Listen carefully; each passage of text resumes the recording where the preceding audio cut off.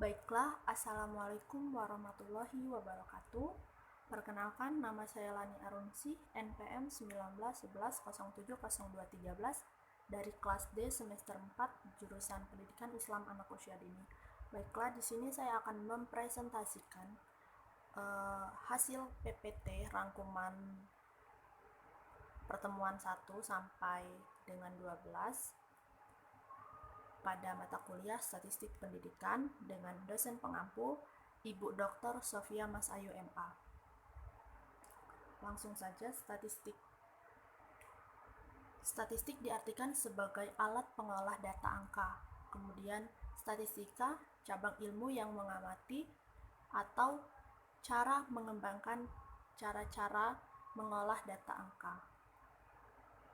Kemudian statistik pendidikan adalah ilmu pengetahuan yang mempelajari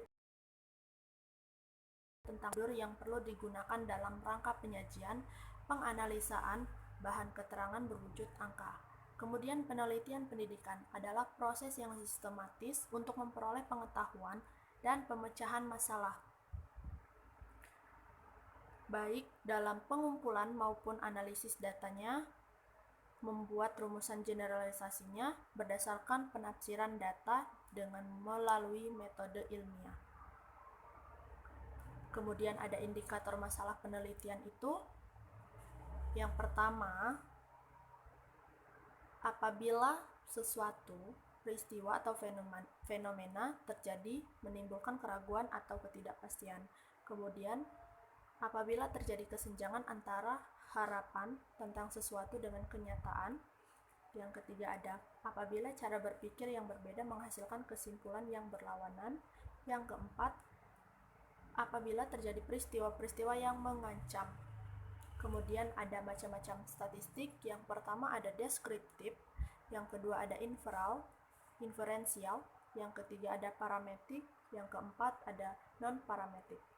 Kemudian distribusi frekuensi.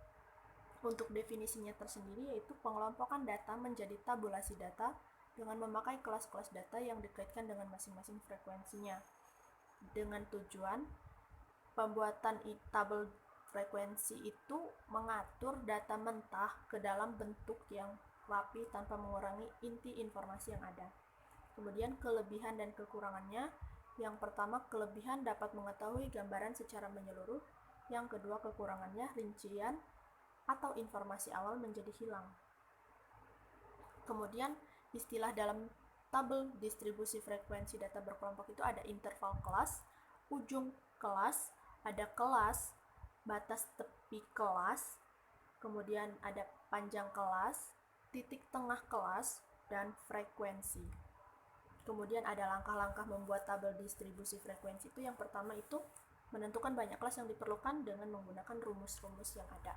Kemudian menentukan rentang data menggunakan rumus yang tersedia juga. Kemudian membagi rentang data dengan banyak kelas dengan rumus yang ada juga. Terus menentukan ujung bawah kelas pertama. Yang kelima ada menentukan batas bawah kelas pertama. Yang keenam ada menentukan batas kelas atas pertama. Yang ketujuh ada menentukan ujung atas kelas pertama. Yang kedelapan mendaftarkan semua ujung kelas pada kelas sebelumnya. Yang kesembilan menentukan frekuensi masing-masing kelas menggunakan turus atau tali. Dan yang terakhir itu menjumlahkan kolom frekuensi dan memeriksakan apakah hasilnya sama dengan banyaknya total pengamatan atau keseluruhan data. Kemudian ada distribusi frekuensi relatif dan kumulatif. Oke, yang pertama distribusi frekuensi relatif, membandingkan frekuensi masing-masing kelas dengan jumlah frekuensi total dikalikan 100%. Kemudian ada distribusi frekuensi kumulatif, ada dua, yaitu frekuensi kumulatif kurang dari dan lebih dari. Kemudian untuk selanjutnya ada data statistik.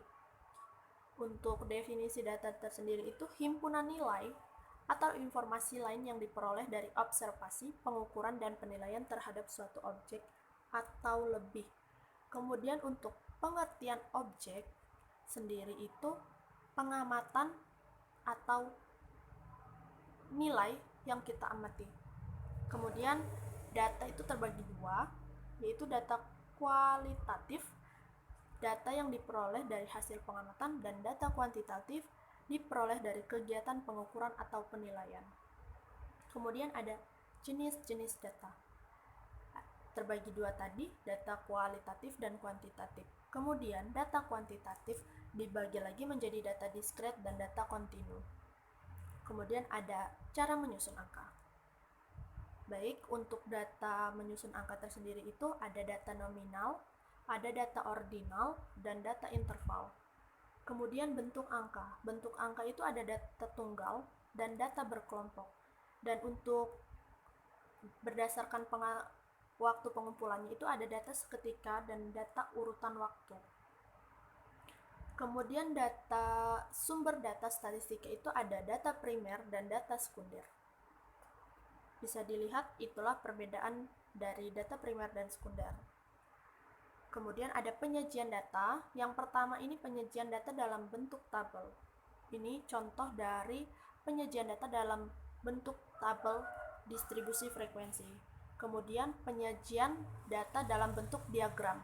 Oke, ini contoh penyajian data dari diagram lambang. Kemudian ada diagram batang, contohnya seperti ini. Dan diagram garis contohnya seperti ini. Diagram lingkaran seperti ini contohnya. Dan yang terakhir itu ada histogram dan poligon frekuensi. Ini contohnya dalam penyajian datanya. Kemudian ada ukuran pemusatan data atau central tendency. Oke, untuk pengertiannya tersendiri dari ukuran pemusatan itu ukuran dari sebuah kelompok data yang dapat mewakili karakteristik dari sebuah populasi. Kemudian ukuran-ukuran data itu diantaranya ada nilai rata-rata atau mean, kemudian nilai yang sering muncul atau modus, kemudian ada nilai tengah atau median, dan yang terakhir ada quartile, desil, dan persentil. Untuk jenis data ukuran pemusatan itu, yang pertama ada data tunggal, dan yang kedua ada data berkelompok. Kemudian ini rata-rata atau mean dari data tunggal. Ini rumusnya dan ini contohnya dari rata-rata mean data tunggal. Kemudian ada rata-rata mean data berkelompok. Itu digunakan untuk menghitung nilai ukuran-ukuran pemusatan data dengan jumlah yang banyak, kemudian memiliki tujuannya agar lebih cepat, dan proses penghitungan dibantu dengan membuat terlebih dahulu tabel distribusi frekuensi. Kemudian ada modus. Modus itu nilai yang sering muncul, ditentukan dari banyaknya nilai yang ada pada sederet kelompok data. Kemudian median atau nilai tengah. Median itu nilai yang terletak di tengah-tengah antara deretan kelompok data, dan deretan data harus diurutkan terlebih dahulu. Kemudian untuk data tunggal, median terdiri dari data yang jumlahnya ganjil atau genap. Kemudian ada menghitung quartile, desil, persentil. Yang pertama quartile itu himpunan data membagi 4 bagian yang sama. Kemudian desil itu suatu himpunan yang membagi data atas 10 bagian yang sama.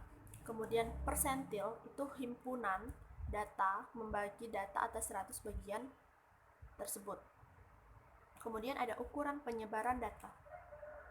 Ukuran penyebaran data itu yang suatu yang menyatakan seberapa besar nilai data yang berbeda atau bervariasi dengan nilai ukuran pusatnya.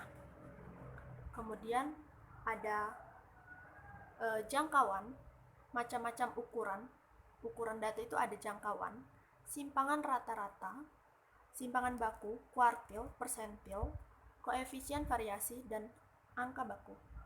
Kemudian selanjutnya populasi dan sampel. Oke, untuk populasi tersendiri itu keseluruhan individu atau objek yang diteliti dengan memiliki beberapa karakteristik yang sama, dan juga populasi memiliki variasi atau sebaran yang luas. Kemudian sampel. Definisi sampel tersendiri bagian dari jumlah dan karakteristik yang dimiliki oleh populasi. Kemudian sampel yang diambil dari populasi harus betul-betul representatif atau mewakili. Nah, ini dia cara atau alur pengambilan sampel. Kemudian ini ada penentuan sampel penelitian itu. Ada yang syarat paling utama itu harus representatif atau mewakili. Kemudian sampel itu yang diambil itu mendekati keadaan identik populasi, dan kepresentatifan sampel itu dipengaruhi homogenitas populasi, jumlah sampel yang diambil, banyaknya karakteristik subjek, dan adekuasitas teknik pengambilan sampel. Dan teknik pengambilan sampel itu ada dua, ada probability sampling dan non-probability sampling. Kalau probability sampling itu sampel itu diambil dan memiliki kesempatan yang sama untuk menjadi sampel. Kalau yang non-probability sampling itu populasi untuk terpilih menjadi sampel tidak diketahui. Kemudian macam-macam probability sampling itu ada simple random sampling, kemudian stratified random sampling, dan cluster random sampling. Kemudian yang non-probability sampling ada accidental sampling atau faktor kebetulan. Kemudian kuota sampling itu mengambil sampel dengan jumlah tertentu. Kemudian ada purposive sampling, kasus unik, mungkin investigasi mendalam, dan pemilihan sampel sesuai yang dikehendaki. Yang terakhir ada snowball sampling, itu menetapkan subjek yang sesuai dengan kriteria sampel. Kemudian juga teknik sampling atau menentukan ukuran sampel. Ada 3 metode praktis. Yang pertama ada tabel Krejci, kemudian ada nomogram Heriking, dan yang terakhir rumus Lovin. Kemudian hipotesis. Hipotesis adalah pernyataan tentatif yang merupakan dugaan mengenai apa saja yang sedang kita amati dalam usaha untuk memahaminya. Kemudian hal yang harus dipertimbangkan dalam merumuskan hipotesis itu, yang pertama harus mengekspresikan hubungan antara dua variabel atau lebih. Yang kedua variabel tersebut adalah variabel bebas dan variabel tergantung. Yang ketiga, harus dinyatakan secara jelas dan tidak bermakna ganda. Yang keempat, harus dapat diuji secara empiris. Dan yang kelima, sebaiknya hipotesis jangan mencerminkan unsur-unsur moral, nilai, atau sikap. Dan jenis-jenis hipotesis itu menurut abstraksinya, yang pertama ada hipotesis yang menyatakan adanya kesamaan. Yang kedua, hipotesis berkenaan dengan model ideal. Yang ketiga itu mencari hubungan antar variabel. Dan untuk bentuknya tersendiri, hipotesis itu dibagi menjadi 3 juga. Yang pertama hipotesis penelitian atau kerja, yang kedua hipotesis operasional, yang ketiga hipotesis statistik. Kemudian cara merumuskan hipotesis. Yang pertama itu hipotesis penelitian, rumusan hipotesis operasional, dan yang ketiga rumusan hipotesis statistik. Dan uji hipotesis. Selanjutnya untuk uji hipotesis, ada hipotesis yang sudah dirumuskan harus diuji. Pengujian membuktikan H0 atau H1 yang akan diterima, dan jika H1 diterima maka H0 ditolak. Kemudian ada 2 jenis kekeliruan yang kadang dibuat oleh peneliti, yaitu yang pertama, menolak hipotesis yang seharusnya diterima. Kesalahan ini disebut sebagai kesalahan alfa A. Yang kedua, menerima hipotesis yang seharusnya ditolak. Kesalahan ini disebut kesalahan beta atau B. Kemudian ada pengujian hipotesa. Langkah atau prosedur untuk menentukan apakah menerima atau menolak hipotesis. Yang selanjutnya ada korelasi. Korelasi adalah suatu alat analisis yang dipergunakan untuk mencari hubungan antara variabel bebas dan variabel tergantung atau tidak bebas. Kemudian apabila beberapa variabel bebas dihubungkan dengan satu variabel tidak bebas disebut korelasi ganda, dan apabila satu variabel bebas dihubungkan dengan satu variabel tak bebas disebut korelasi parsial. Hubungan antara Dua variabel dapat karena hanya kebetulan saja, dapat pula memang merupakan hubungan sebab dan akibat. Kemudian dua variabel berkorelasi apabila perubahan yang lain secara teratur dengan arah yang sama atau berlawanan. Kemudian dalam analisis korelasi, kesesuaian regresi, data sampel atau disebut juga koefisien determinasi atau koefisien penentu. Oke, koefisien determinasi yaitu ukuran untuk mengetahui kesesuaian atau ketepatan antara nilai dugaan dengan data sampel. Kemudian selanjutnya ada analisis regresi. Regresi linier sering digunakan untuk melihat nilai prediksi atau perkiraan yang akan datang. Kemudian ada juga regresi berganda.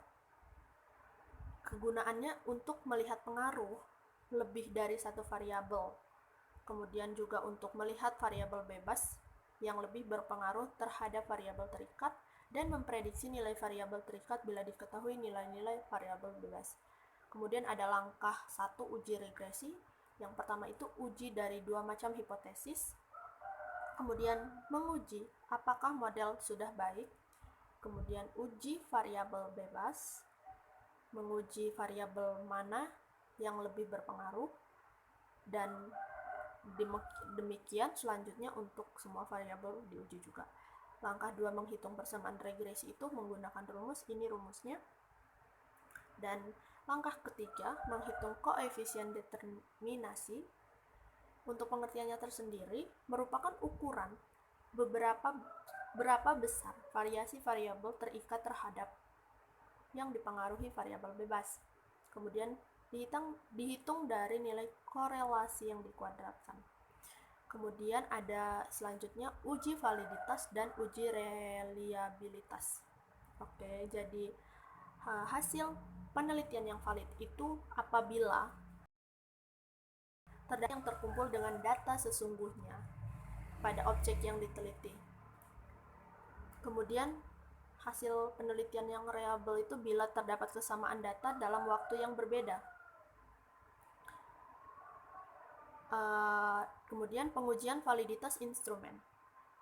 Pada setiap instrumen, baik tes maupun non-tes, terdapat butir-butir item atau pertanyaan dan pernyataan.